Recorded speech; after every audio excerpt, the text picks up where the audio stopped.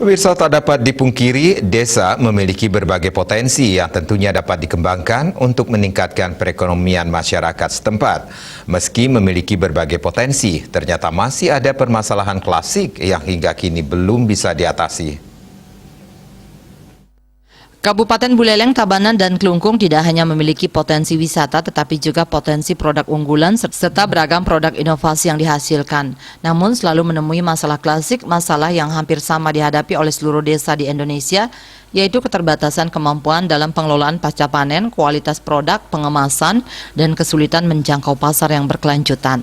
Hal tersebut ditegaskan oleh Menteri Desa PDTT Abdul Halim Iskandar di sela temu bisnis di Kuta Badung. Pertemuan ini diharapkan dapat meningkatkan kapasitas untuk memperkuat iklim investasi lokal dan menyuburkan inovasi di lokal desa, bukan hanya pada desa-desa sasaran inovasi di masing-masing kabupaten di Bali, namun juga dikembangkan ke desa-desa di seluruh Indonesia.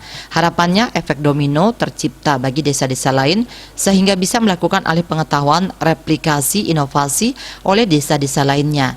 Menteri Abdul Halim lebih lanjut mengatakan di masa pandemi COVID-19 seperti sekarang ini, seluruh ekonomi masyarakat terdampak, tak terkecuali di desa. Untuk itu, pemulihan ekonomi pedesaan menjadi salah satu prioritas Kementerian Desa melalui program dana desa yang tepat sasaran untuk pemberdayaan masyarakat dan dilakukan secara sewa-kelola melalui padat karya tunai desa PKTD. PKTD dilakukan dengan melibatkan warga desa, terutama mereka yang kehilangan pekerjaan, keluarga miskin, perempuan, kepala keluarga, PK, dan kelompok marginal lainnya.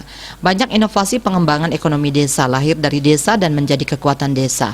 Inovasi-inovasi tersebut dilaksanakan melalui kegiatan pemberdayaan dan pendampingan untuk meningkatkan nilai tambah produk unggulan perdesaan dari hulu ke hilir serta penguatan kelembagaan ekonomi desa, yaitu BUMDesa atau BUMDesma. Dalam melaksanakan kegiatan membangun desa, dirinya berpesan agar jangan sekali-sekali keluar dari akar budaya desa setempat. Menurutnya hal itu sangat penting, yang tentunya hal itulah yang menjadi ciri khas dari Indonesia. Yudi Karnaidi, Bali Pos melaporkan.